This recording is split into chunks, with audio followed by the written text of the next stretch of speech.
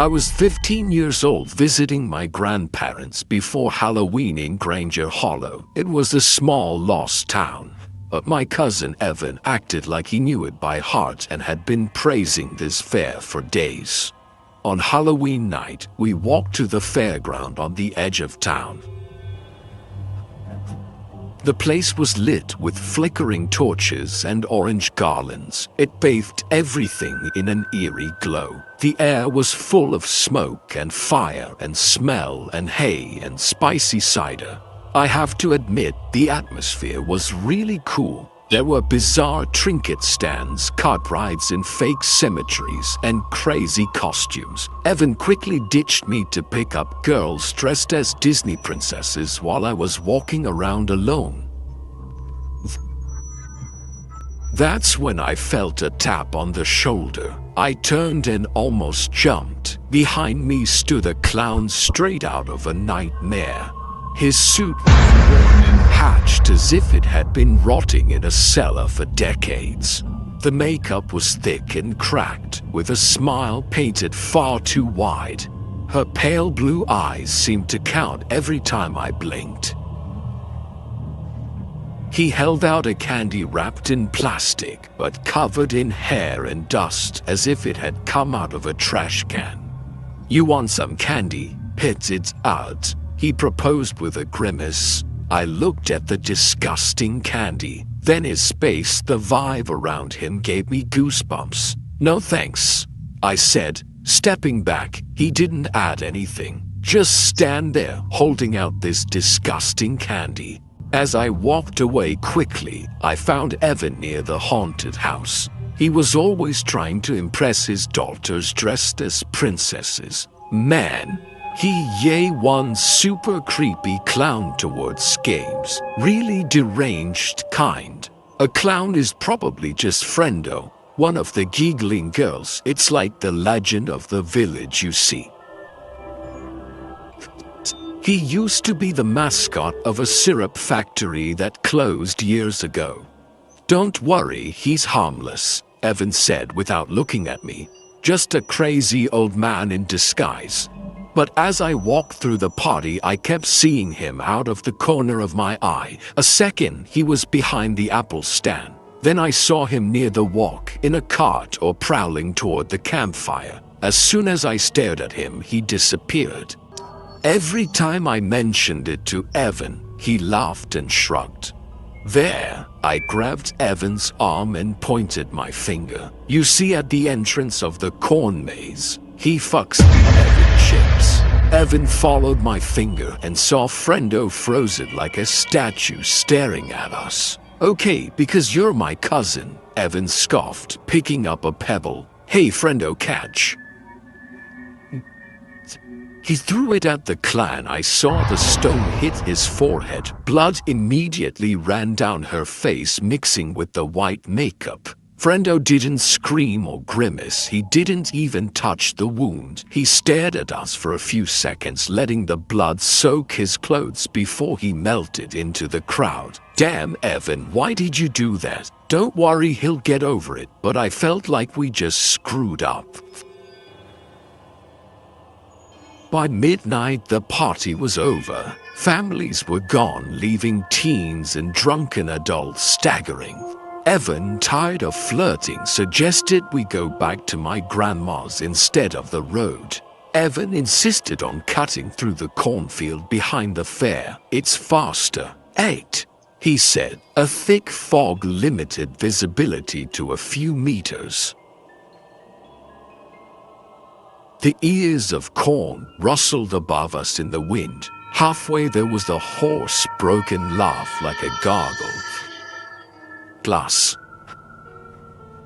It echoed in the field, somewhere behind us. "Did you hear that?" "Just whisper." Evan stopped walking.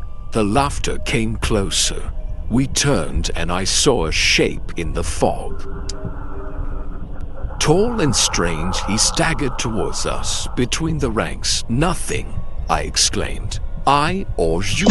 Dry blood blackened his face. He held a shiny object As I approached, I saw that it was an axe. The dark blade was surely not rust. His painted smile seemed to widen, covering his entire face. "Run," Evans whispered, and we ran into the corn.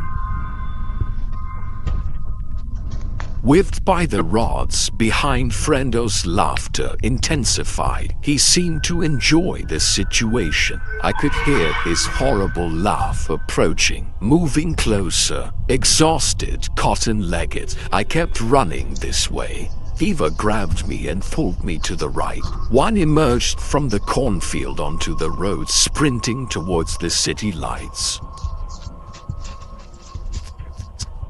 I glanced over and saw Frendo at the edge of the field, jumped his head. He wasn't chasing us anymore. He just watched the fog envelop him as if he were part of it. We ran to my grandparents' house, locked up, and spent the night in the living room, jumping at the slightest noise. Grandfather found us in the morning, the air of having seen a ghost when we told him, his face to pale. "Avoid the harvest festival now," he says softly. "Some traditions here are better left alone." I don't know who Frendo really was, what he became, but I do know one thing. I will never celebrate Halloween at Granger Hollow again, because he dragged me to that Halloween party against my will, knowing that I hated parties and crowds and all that cinema. "Julia will be there," he said with a wink. As he approached, my heart sank. "Why are you telling me this now?" "Come on, man, she's cute and clearly interested." Interested was an understatement.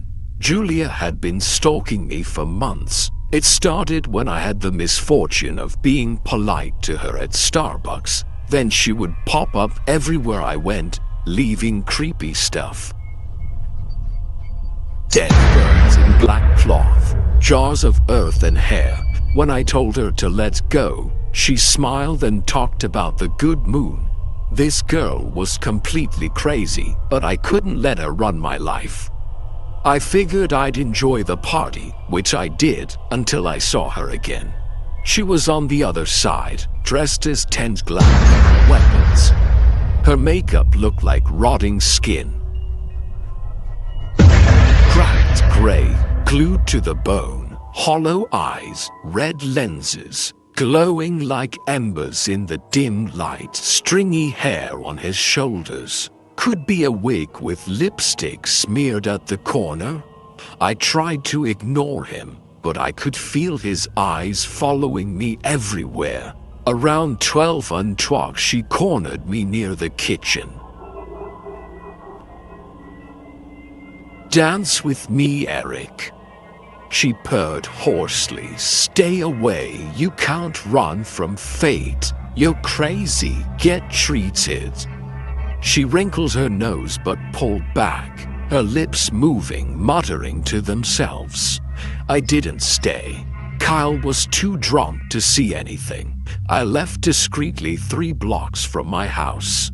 A street light flickered.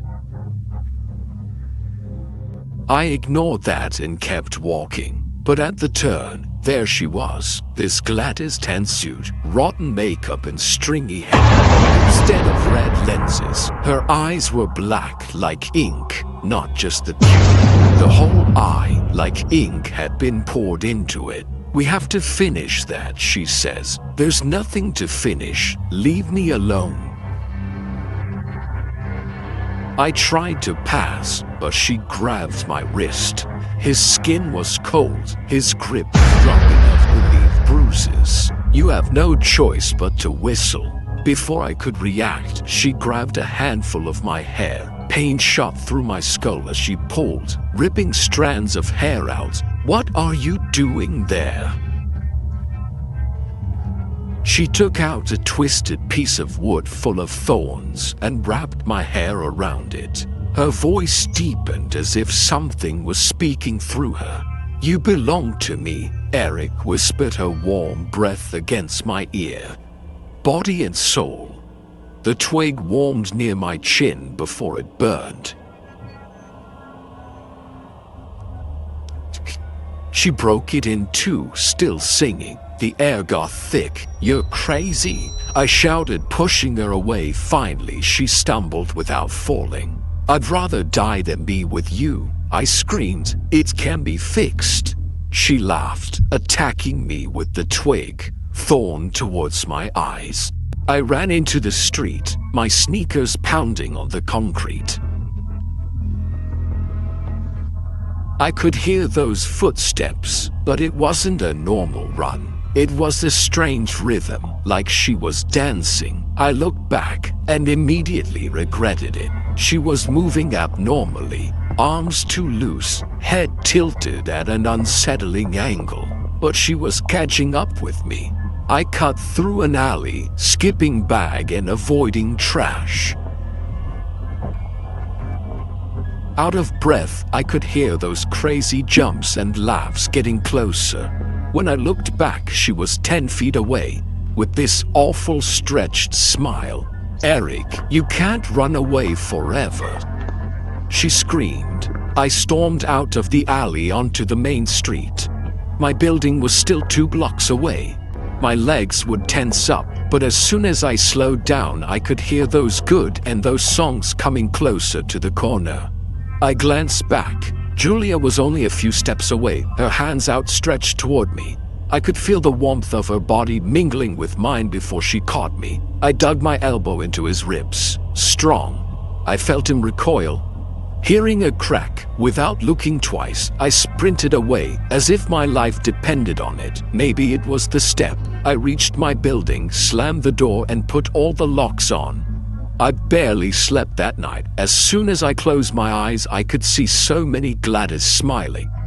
The next morning, Kyle broke the news to me. They found Julia unconscious on the sidewalk around 3:00 a.m. with a severe head injury. At the hospital, she remembered nothing. Not even his name or address. The weird thing, Kyle says, is all her hair strewn where they found her. Human hair and burnt wood. I touched my aching skull where she had pulled my hair out. Doctors said Julia's amnesia could be permanent. I feel a little guilty for pushing her, but mostly I was relieved. If she didn't remember me, maybe the nightmare was finally over.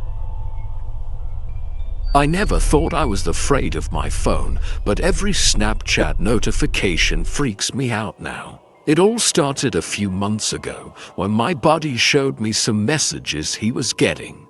We were hanging out in his room after class when he got super quiet and handed me his phone. The screen showed a snap of a certain Talon Lagoon. It was a video of a kid getting punched in the face and then beaten to the ground.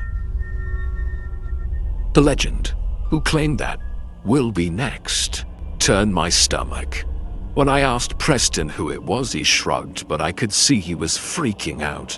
He told me they were called the Gilbert Goons and came from our school and others around here. Apparently he hurts people just for fun. In the weeks that followed, he continued to receive these kinds of snaps. Sometimes it was videos of fights. Other times, pictures of American fists or guns with creepy captions. You couldn't do anything if you swung, they beat you up. So we acted as if nothing had happened. A week before Halloween, we saw a story about a party with free drinks, so my friend and I went. I picked it up in my old one. Corolla him. In basketball, me in a simple vampire outfit. The party was wild as we arrived. Hundreds of people, most of them in disguise, music blaring, smell of weed, alcohol everywhere. We were hanging out by the buffet talking to high school buddies. When I saw my friend tense up, I followed his gaze and saw a group of older guys come in, not disguised, just in jeans and hoodies. Seeing how the others made room for them, I didn't understand what was happening. We wanted to leave, but one of them blocked our way. I recognized him from some of the stories. Preston Billy, one of the kingpins. He grabbed my buddy's arm. When we tried to get around him, I tried to defend him. Mistress Ton stared at me with eyes cold and hard. He said my buddy had to have a little chat with him. Suddenly, two other guys were behind us and pushed us towards the garden. Once outside, away from the others, everything happened very quickly. Preston knocked my buddy to the ground, yelling at him for ignoring them. My brother tried to calm things down, but Preston didn't care. He hit him hard and he fell. I wanted to help, but someone held me back. I had to stand there and watch the guys beat him up. The sound of fists and feet hitting him was brutal. My buddy's body twitching with every shot that will haunt me forever. I can't even tell you how long it lasted. It felt like hours. Then I heard one of them say, "He's KO." They left him there laying on the floor motionless, blood on his face spread all over his suit. Then Preston, that arrogant jerk, stared at me with a smirk as he threw. "Your turn, vampire," before walking away nonchalantly, as if nothing had happened. As soon as they were gone, I ran over to my buddy, shaking him awake, but nothing, not a movement. My hands were shaking when I called for help. I stood there, his head on my lap, crying, begging him to wake up, in vain. The next few days are blurry in my memory. I went back and forth between hospitals and police stations explaining the incident, but in vain because my buddy never woke up. He died on October 30th, just 2 days after the attack. I thought it was over. It was all over, but I was so wrong. The day after she died, I received a Snapchat from an unknown tale. It was a picture of him in his hospital bed, taken without permission. It was obvious. The legend from the next vampire. These facts are taken from a real drama in Queen Creek, Arizona, a suburb southeast of Phoenix. On October 28, 2023, 16-year-old Preston Lord was attacked at a Halloween party. Preston, a sophomore and basketball player, was there with his teammates. The party, announced on Snapchat, promised free costumes and alcohol. More than 200 teenagers from Liss and the area went there. During the evening, Preston and his buddies were confronted by a group of older guys after a friend filmed a fight. The situation has degenerated. Preston was knocked out by Talon Renner. Then others beat him up before fleeing. Witnesses saw someone dancing on Preston before he was dragged off the road. Police found Preston seriously injured. He died 2 days later. The group responsible, the Gilbert Guns, had been active since 2022, sharing their misdeeds on networks like Snapchat. 7 people have been charged with murder and kidnapping. Preston Billy, 18, Jacob Messner, 17, Taylor Sherman, 19, Talon Reiner, 17, Dominic Turner, 20, William Owen Hines, 18, and Talon's Vigils have all entered pleas of not guilty as the trial set for July 2025 awaits further review due to the large volume of evidence.